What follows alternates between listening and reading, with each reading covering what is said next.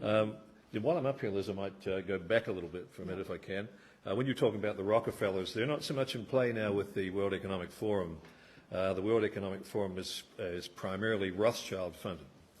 And an interesting thing from that we're picking up from our contacts is there's a huge behind-the-scenes war going on between the Rockefellers and the Rothschilds at the moment.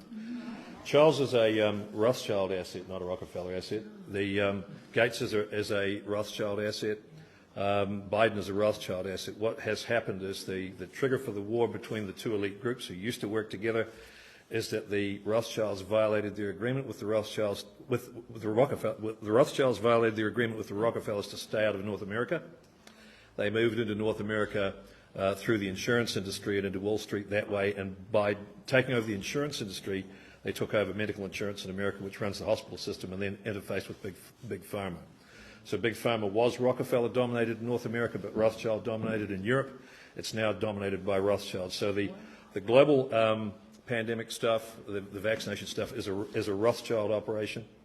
There was contribution originally made at the early stages during the design stages with Operation Lockstep back in 2010 by the Rockefellers, but they've since fallen out. One of the key Rothschilds has been recently found hanging from the ceiling of his apartment in Paris. Two Rockefellers have been killed in their car in Manhattan Plaza outside the Rockefellers' headquarters by a bomb. There's a whole lot of other stuff going on. The Rockefellers are now backing Trump because they want to get the Rothschilds out of North America. So I would say at the moment the Rockefellers are the lesser of two evils.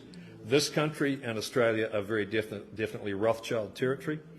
The Rothschilds run the intelligence services in most of the Five Eyes countries outside of the United States. Yeah, that's right. There's a Rothschild winery down in Cromwell as well. Yeah, absolutely. There's quite a lot of Rothschild land here. They invest in tulip farming down out of in West Otago, down at Tapanui. There's all kinds of Rothschild money here, but they're moving very strongly into the wine industry. Sorry. Well, that's a good question. We'll find that out. They're moving very strongly into the New Zealand wine industry. That's Rothschild money, and some of them come out here for a bit of a holiday, kind of a break. They consider this to be a safe place to come. So that may not be the case. So what we're seeing at the moment in Australia, there's a battle between the Rockefellers and Rothschild for control there. The military in Australia is aligned with the American military, which is Rockefeller, but there are elements in the American military that are aligned with Trump as well. And Trump has an agreement with the Rockefellers. They will assist him to the degree that he gets the Rothschilds out of North America. So that's kind of good news. So some of the bad guys may be useful against the other bad guys. But the banking system outside America is Rothschild. And that was the other reason for the fallout between those two cartels, was the Rothschilds tried to take over the banking system in America with a drive on the Fed. So there's a battle going on for the control of the Federal Reserve at the moment. So, yeah. And Trump took that back towards Citibank, which was the Rockefeller Bank, pardon me. So, Brendan, with people of this level of ego, ruthlessness, greed, all the ghastliness in them, can New Zealand say, get out, we don't want you? Yeah, we can. Get lost. It'll be it won't be easy. It'll be a transitional process.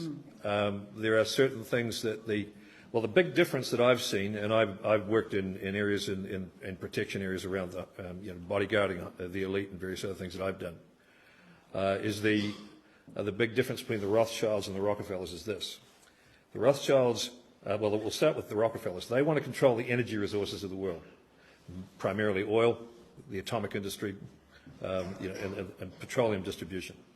So where there's oil, there's Rockefellers. So that was the interest. That was the Gulf War, moving on Iraq and so on. And the reason that they moved into Iraq was because the Rothschilds did a deal with Saddam that he would only sell oil for euros, which is Rothschild money. And that destabilized the American petrodollar, which was Rockefeller money, and that really upset the apple cart. So that caused the Gulf War. The battle now is that if the Rockefellers control the energy, at the moment they're happy to leave people alone. The Rothschilds, however, want to own everything, including you. Right, so that's your difference. So I'm not saying the Rockefellers are good by any means, and I'm not a Rockefeller advocate. However, they are the lesser of two evils. Okay, And as I say, there's a battle at the moment going on in Australia between the Labor Party government there, which is Rothschild, and the Rockefellers who run the mining and mineral industry in Australia and control the defence establishment in Australia. So you see a massive increase in US military activity and the procurement of a classic example actually happened recently. How many of you are aware of the Australian nuclear submarine program? All right, what happened there? What happened there was the Australians had ordered submarines from the French, and they ordered a non-nuclear variation of the French Barracuda-class nuclear subs. And that was to be the biggest Rothschild defence industry sale in history, because the defence industry in France is owned by the Rothschild. Rockefellers got involved in this. They said, we can't let those guys have that. So they agreed to sell the Australians, because the Australians wanted nuclear subs anyhow, US nuclear submarines. And that tipped the whole Rothschild defence deal over. And that caused the President of France, Macron, to withdraw the ambassador from Canberra, and Australia and France no longer have diplomatic relations like they used to. That brought Australia into the American orbit again, and the Americans immediately agreed to sell the Australians nuclear submarines. They will have a nuke sub fleet bigger than China's in 10 years. So, well, that's actually a good thing, because it offsets the Chinese presence in the South Pacific. So there's some useful geopolitics there. Still risk in our waters, though. Oh, absolutely. Yeah.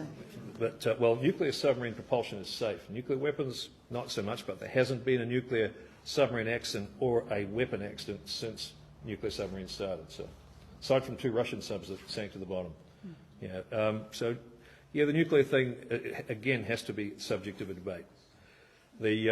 So the battle is on in Australia between the Rockefellers and Rothschild. My money's on the Rockefellers, and they're interested in the oil field down here already, because they were involved in the last exploration operation when Anadarko and Exxon were exploring before. Ardern cancelled oil exploration because she was asked by the Rothschilds to provide collateral for her loans. So that oil fields are collateral for Labor's borrowing. So, yeah, it's a very interesting space and highly contested at all levels, including the big globalist levels who no longer love each other. That works very well for us. Wow. Have you got documentation on that, the oil field deal, where you're saying Ardern offered the oil field as a collateral for... I don't have documentation on that. I'm not questioning it. Yeah. You've got the documentation for that. I don't have the documentation for that. It would be very interesting to get. It would be a very interesting question to ask, because the mineral fields and other assets of New Zealand were also put up as collateral. That's how she was able to double the borrowing in 5 years. Brendan, can we, in your view, cancel those sorts of things as illegal contracts? Because we were not consulted about that. She was representing us. If the people don't know, how can it be a contract that stands? You may be able to. You would have to be in a position to do that. You would have to have political power to do that, and you would then have to perhaps put it to referendum whether the people would support it or not. You know, so that's again a future possibility. It's an opportunity. You could do anything if you're in the right place. Yeah. That brings me, I guess, to my ultimate question is about government bonds. Government bonds. Government bonds. Could you stand just over and can hear? That would be great. Thank you. I can't really speak very well. Oh, it's okay. Do you want to come to the microphone? All right. Oh, is that right? Yep. You have to hold on to me. Oh, fine. Yeah, lovely. Yeah. Lovely. That's great. So we know that government bonds is the mechanism where the government funds itself, right? Yep. The sale of government bonds. Yep. Yep. If you look at the sequence, the order that government funds themselves, they raise the money from the bonds, the sale of bonds, and you're saying that they're using, traditionally, your question about common law question earlier is tied into this, because our birth certificates have traditionally been the securities for these government bonds. For the But you're government now bonds. saying that they're selling They- assets. They do both. So there are many channels, well, they're not many channels, but there are several channels of government financing. So they can borrow from the IMF. They can borrow. They can borrow from the World Bank. SDRs and all sorts of SDRs, they can, which stand for Special drawing rights. They can borrow from the Bank of International Settlement. Speak up so everyone can hear. So, Yeah. so there are channels which they can borrow from. To hold on to you. The party, rather than the government, in the case of the Labor Party, can borrow or take grants from the CCP in China. That's right. There are other. The National Party sometimes has had funding from China in the past, from what we can gather. But again, hard to get documentation on those kind of things. The the assets of a country are often put up as collateral. The people, as you say, through the birth certificate process,